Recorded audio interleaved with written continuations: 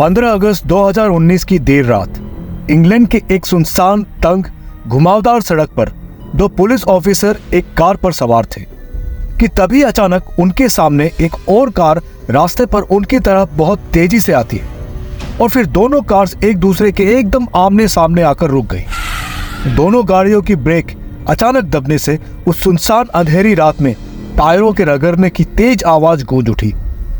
दूसरी गाड़ी जो पुलिस की कार के ठीक आगे आकर रुकती है, वहां से एक आदमी बाहर आता है और फिर एक पुलिस ऑफिसर भी अपनी कार से बाहर निकलता है।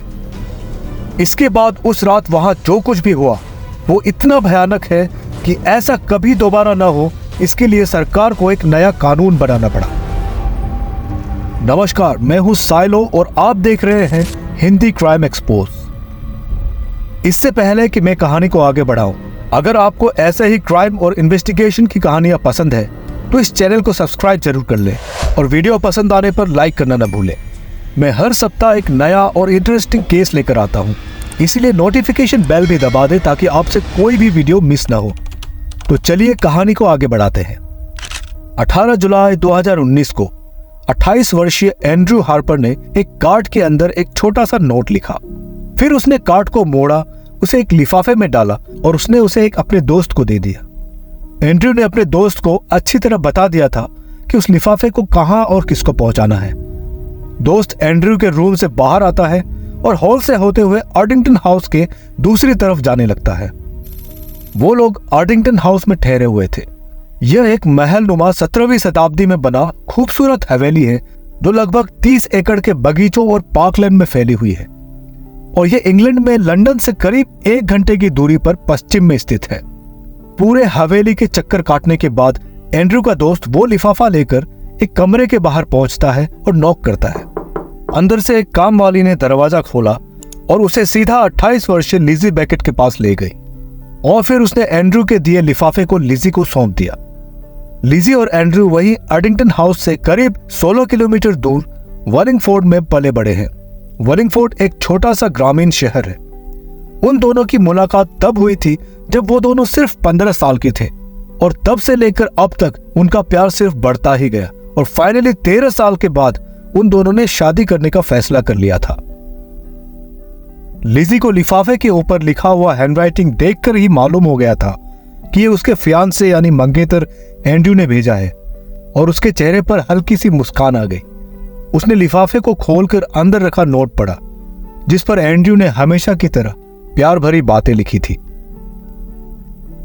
मुझे पता है कि ऊपर ऊपर से किसी को भी एंड्रयू का ये बिहेवियर सिर्फ उसके रोमांटिक होने से ज्यादा कुछ नहीं लगेगा, लेकिन असल में उस कार्ड में लिखे वो शब्द एंड्रयू के अंदर के इंसान को अच्छी तरह दर्शाता है कि वो कैसा आदमी था। वो एक प्रोटेक्टर था। जब से लिसी को याद है, एंड्रयू हमेशा उसकी सेफ्टी के लिए चिंता करता था और यही नहीं बल्कि वो अपने आसपास के सभी लोगों की सेफ्टी का ख्याल रखता था। और जैसे जैसे वो बड़ा होता गया और 6 फुट 5 इंच लंबा आदमी बन गया, उसका दूसरों की रक्षा करने का कॉन्फिडेंस और बढ़ गया। यूं तो लोग उसे एक फ्रेंडली और मिलनसार आदमी के तौर पर जानते थे, लेकिन जरूरत पड़ने पर वो ऐसे आदमी में बदल जाता था जो अपने लंबे हट्टे कट्टे शरीर की मदद से दूसरों को प्रोटेक्ट भी करता था। और इसीलिए ये लिजी या असल में एंड्रयू को जानने वालों के लिए कोई सरप्राइज नहीं था जब वो 19 साल की उम्र में थेम्स वैली पुलिस डिपार्टमेंट में स्पेशल कांस्टेबल या वॉलंटियर पुलिस ऑफिसर बन गया। यह पुलिस डिपार्टमेंट वलिंगफोर्ड और उसके आसपास के कुछ इलाकों को कवर करता है। स्पेशल कांस्टेबल बनने के ठीक 1 साल बाद उसके काम से खुश होकर थेम्स वैली पुलिस डिपार्टमेंट ने उसे स्पेशल कांस्टेबल से रेगुलर कांस्टेबल बना दिया। अगले कुछ सालों में उसकी कड़ी मेहनत और डेडिकेशन ने उसे पूरे पुलिस डिपार्टमेंट में सबसे पसंदीदा ऑफिसर बना दिया। इनफैक्ट उनके शादी के दिन जब लेसी को वो लिफाफा मिला था, उससे कुछ सप्ताह पहले ही उसे प्रमोशन भी मिला था और एंड्रयू को अब रोड पुलिसिंग यूनिट में एक ऑफिसर के तौर पर काम करना था।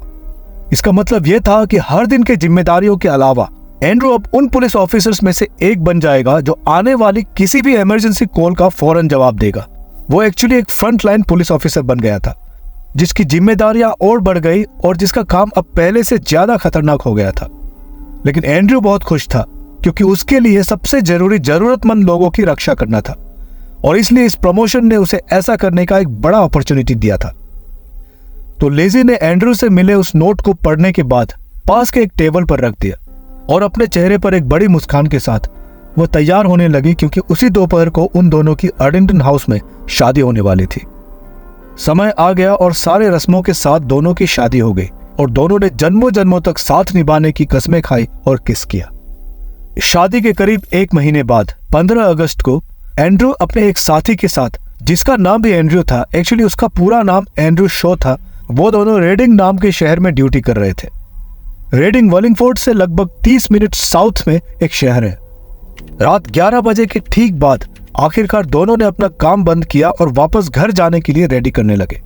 एक्चुअली उनका सिर्फ 4 घंटे पहले ही खत्म हो गया था, लेकिन क्योंकि दोनों ही ईमानदार और मेहनती ऑफिसर्स थे, उन्होंने ओवरटाइम काम करके अपने यूनिट की मदद की। पर अब रात के 11 बज गए थे और दोनों पूरी तरह थक चुके थे।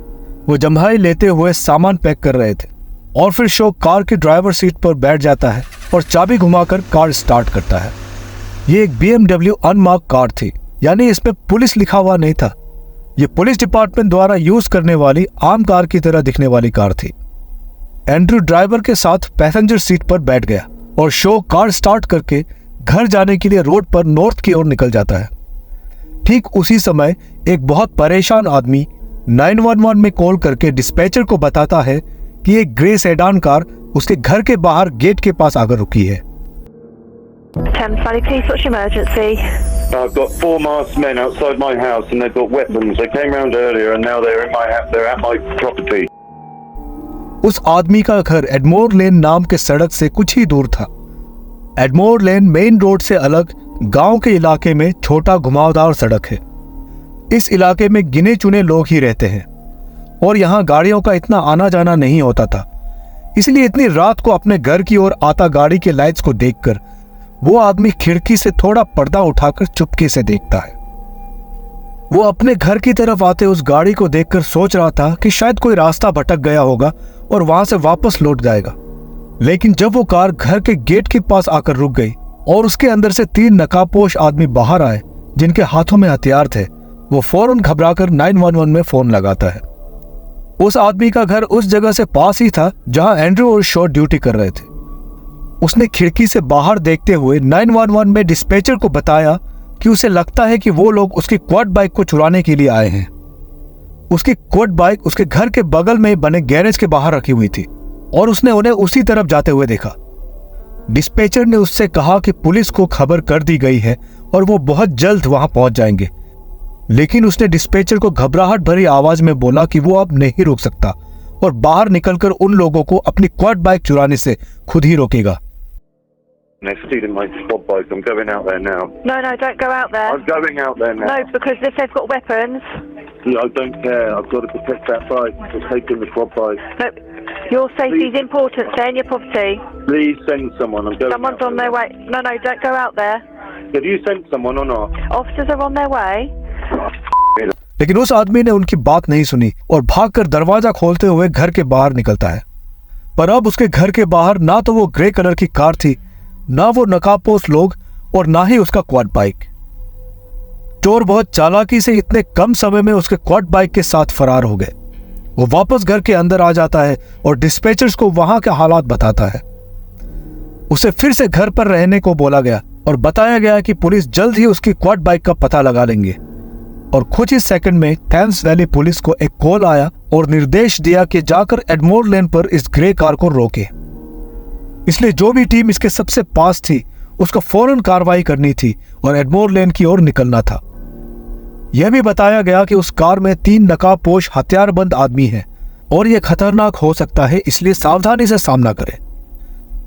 एंड्रू और शो ने जब यह कॉल सुनी तो उन्हें बिल्कुल पता था कि इस कॉल को सुनने वाले सिर्फ वो दोनों ही नहीं हैं और 4 घंटे ओवरटाइम करने के बावजूद दोनों ने वापस जाकर उस कार को पकड़ने का फैसला किया। उन्हें घर जाकर आराम करने से ज्यादा अब अपना ड्यूटी जरूरी लगा।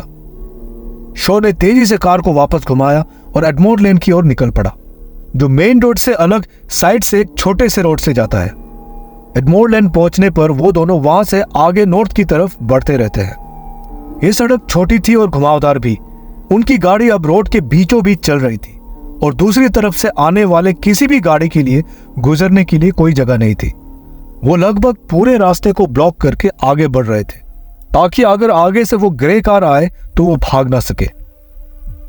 उन्हें उम्मीद थी कि किसी भी समय उनका सामना 3 हथियारबंद लोगों से होने वाला है और ये बहुत खतरनाक रुख ले सकता है। लेकिन जब आप उनके डैश कैम में रिकॉर्ड हुआ उनकी बातें सुनते हैं तो ये लगता ही नहीं कि वो बिल्कुल भी डरे हुए या नर्वस थे। उनकी आवाज में कोई घबराहट नहीं थी और आराम से शांत होकर आगे बढ़ रहे थे। उन्होंने ऐसे ही सिचुएशन को हैंडल करने के लिए ट्रेनिंग लिया था। दोनों बिल्कुल तैयार थे। शो उस घुमावदार सड़क पर आधी रात को धीरे धीरे कार चलाता है और दोनों अंदर बैठकर आगे से उस ग्रे कार के आने का इंतजार करते हैं। रात का अंधेरा बहुत घना था और गाड़ी के हेडलाइट्स की रोशनी में सड़क के दोनों ओर पेड़ ही पेड़ थे, मानो कार पेड़ों की सुरंग से गुजर रहा हो।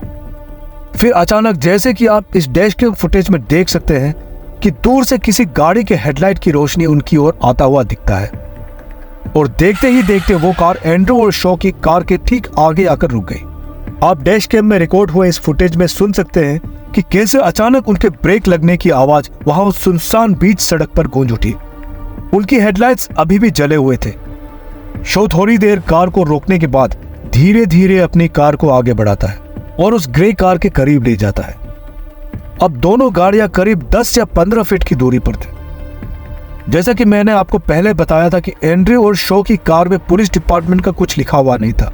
वो एक अनमार्क्ड कार था और कार के ऊपर के ब्लू फ्लैशिंग लाइट्स को भी उन्होंने ऑफ करके रखा था, क्योंकि वो अपराधियों को यह पता चलने नहीं देना चाहते थे कि वो एक पुलिस कार थी।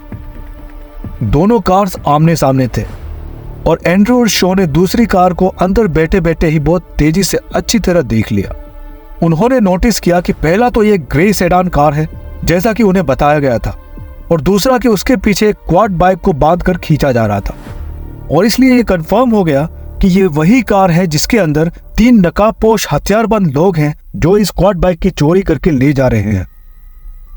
शो ने फौरन फ्लैशिंग लाइट्स को ऑन कर दिया और एंड्रयू, जो कि पैसेंजर सीट पर बैठा था, तेजी से कार का दरवाजा खोलकर दूसरी तरफ की कार पर बैठे लोगों को चिल्लाकर सरेंडर करने को कहता है। लेकिन उन लोगों का प्लान कुछ और ही था। उन्हें पता लग गया था कि वो फंस चुके हैं और उनके सामने पुलिस है। अचानक बैक सीट पर बैठा एक नकाबपोश आदमी तेजी से बाहर निकलकर उनकी ग्रे सेडान कार के पीछे की तरफ दौड़ता है और पीछे बंधे क्वाड बाइक को उनके कार से खोलकर अलग कर देता है। तभी पलक झपकते ही वो ग्रे सेडान कार उस तीसरे आदमी के वापस अंदर आने के इंतजार किए बिना ही गाड़ी को एंड्रयू और शो की कार के लेफ्ट से जबरदस्ती घुसा देता है, जबकि उस सड़क के दोनों तरफ खाई थी जहां से गाड़ी निकल पाना मुमकिन ही नहीं था। वो लोग किसी भी हालत में पुलिस के हाथों से बचकर भागना चाहते थे और बिना सोचे समझे अपनी गाड़ी सीधा खाई में घुसा दी। एंड्रयू और शो अब भी अपनी कार में ही थे। वो कुछ सोच सकते इससे पहले ही तीसरा नकाबपोश जिसको वो लोग छोड़कर भाग रहे थे, वो भी उन दोनों की कार के राइट की तरफ से दूसरी ओर भागता है। और सरप्राइजिंगली जैसे ही वो भागकर पुलिस के कार के पीछे पहुंचा, वो ग्रे सेडान में खाई से बाहर आ गया और रोड पर निकलते ही तेजी से भाग गया। उन्होंने अपने तीसरे आदमी को अब भी पीछे छोड़ दिया था।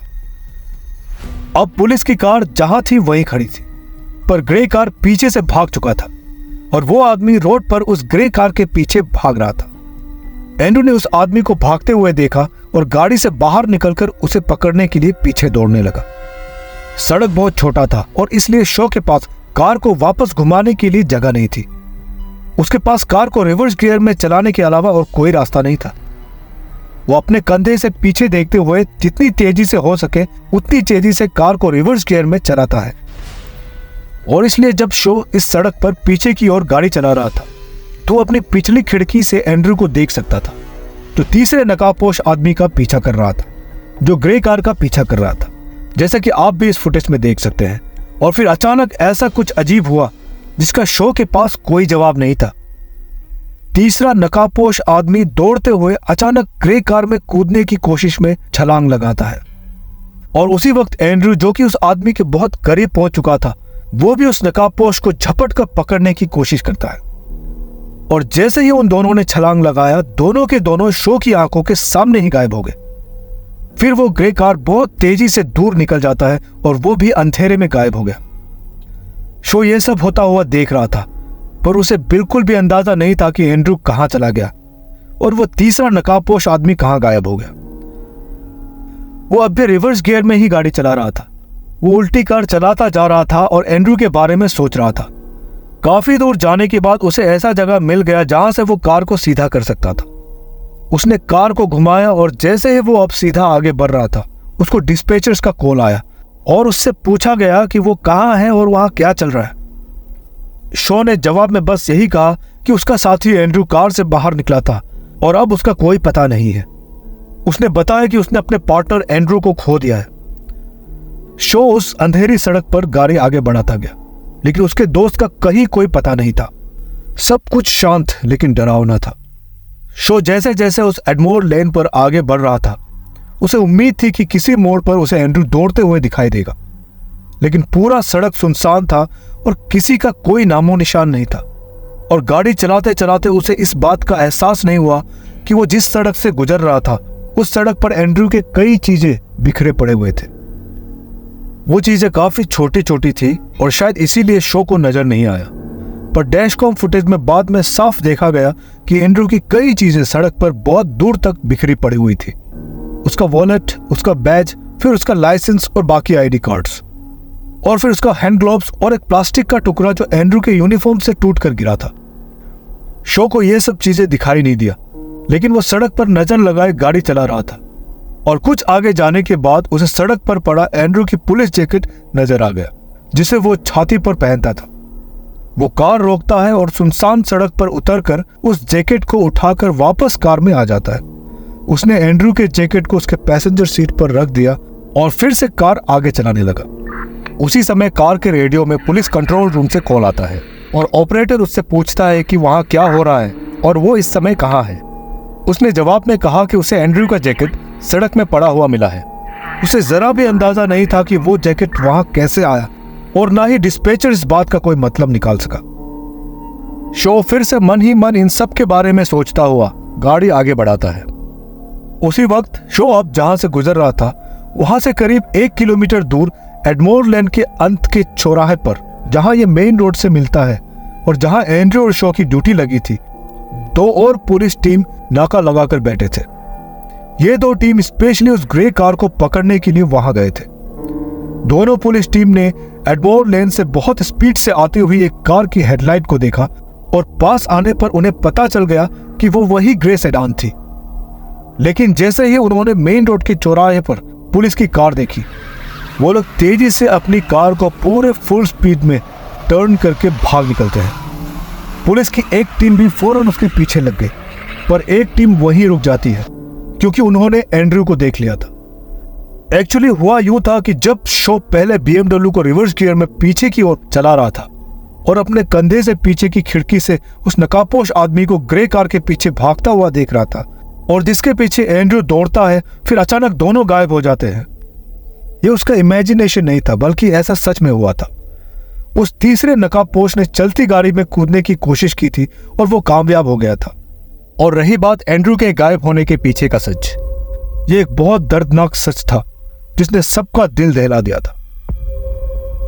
वो 3 नकाबपोश आदमी 18 साल का हेनरी लॉन्ग, 17 साल के एल्बर्ट बोवर्स और जेसी कोल थे। उन तीनों के नाम काफी लंबा आपराधिक रिकॉर्ड थे और वो गर्व से खुद को कैरियर थीव्स कहते थे, जिसका असल में मतलब था कि उन्होंने अपनी सारी जिंदगी चोरी करने में बिताई है। उस रात वे उस आदमी की क्वाड बाइक चुराने के इरादे से निकले थे। उन तीनों ने उसी दिन उस आदमी के घर के बाहर वो क्वाड बाइक देखी थी, जिसके बाद उन्होंने उसे चुराने का फैसला किया था और इसलिए उन लोगों ने पूरी तैयारी कर रखी थी।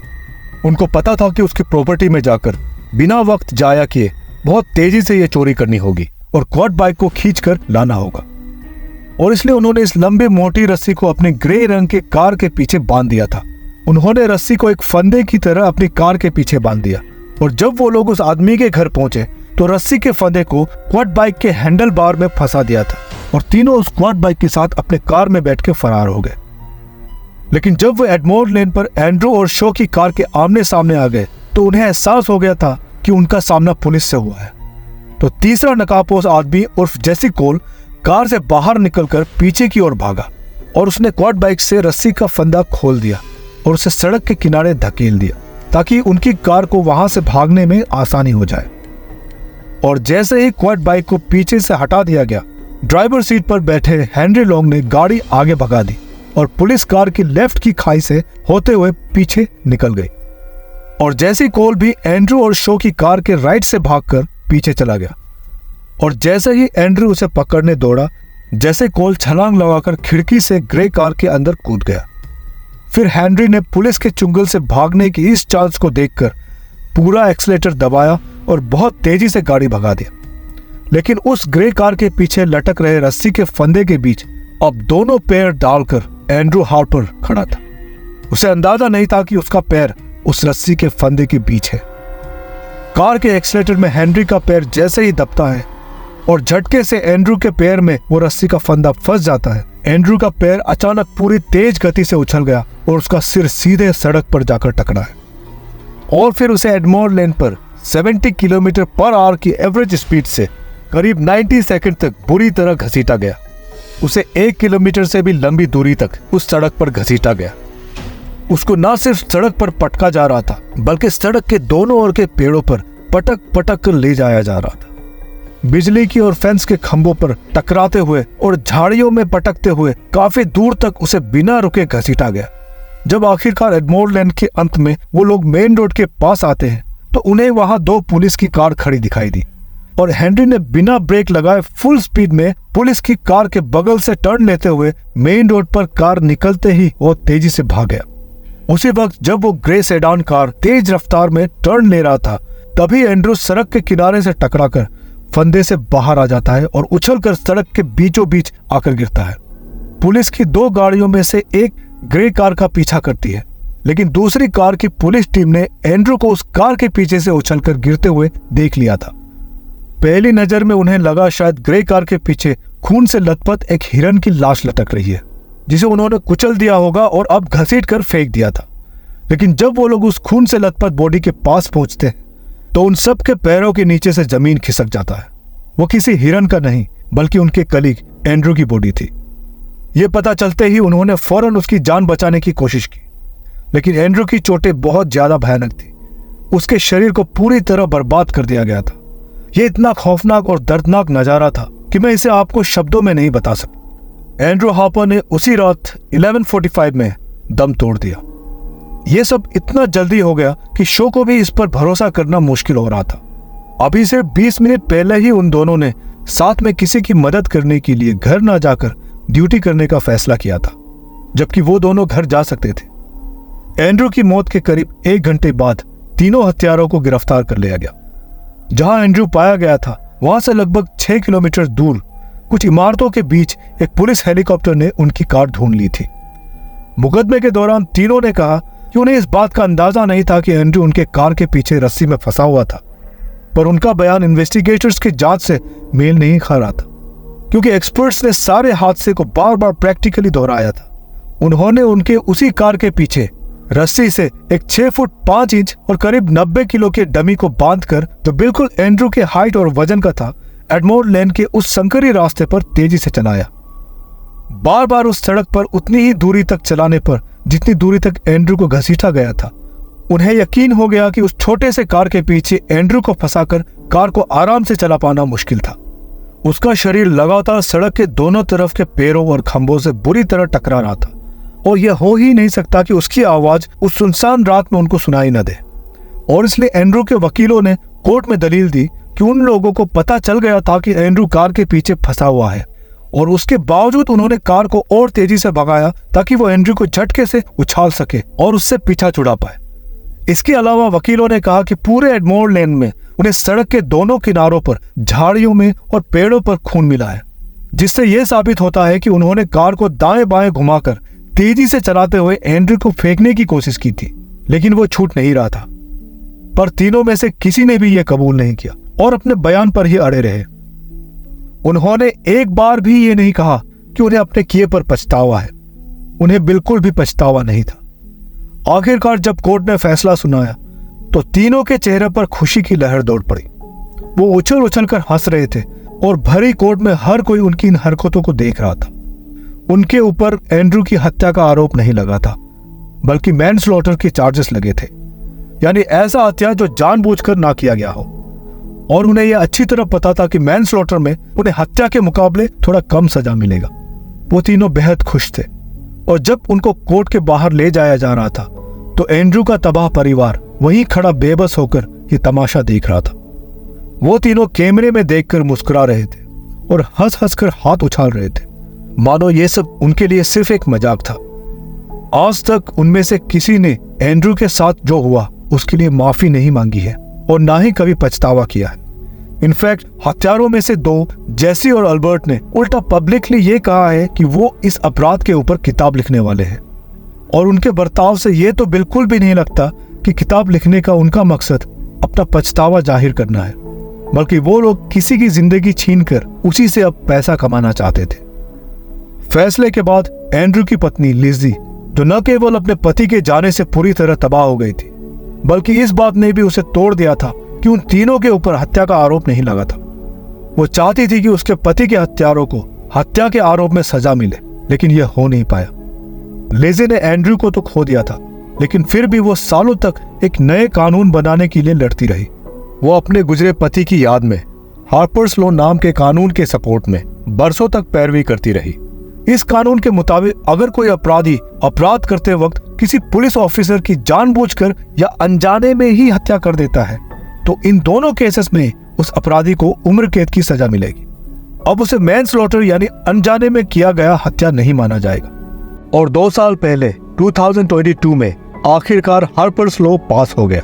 हालांकि एंड्रू हार्पर के हत्यारों की सजा पर इसका कोई असर नहीं पड़ेगा। हेनरी को 16 साल की सजा दी गई और एल्बर्ट और जेसी दोनों को ही 13 साल जेल की सजा सुनाई गई। वो तीनों 28 साल की उम्र में पैरोल के लिए एलिजिबल होंगे और इसी उम्र में एंड्रू इस दुनिया से चला गया था। आपको क्या लगता है, क्या तीनों को जो सजा मिली वो सही है या फिर वो इससे ज्यादा डिजर्व करते हैं?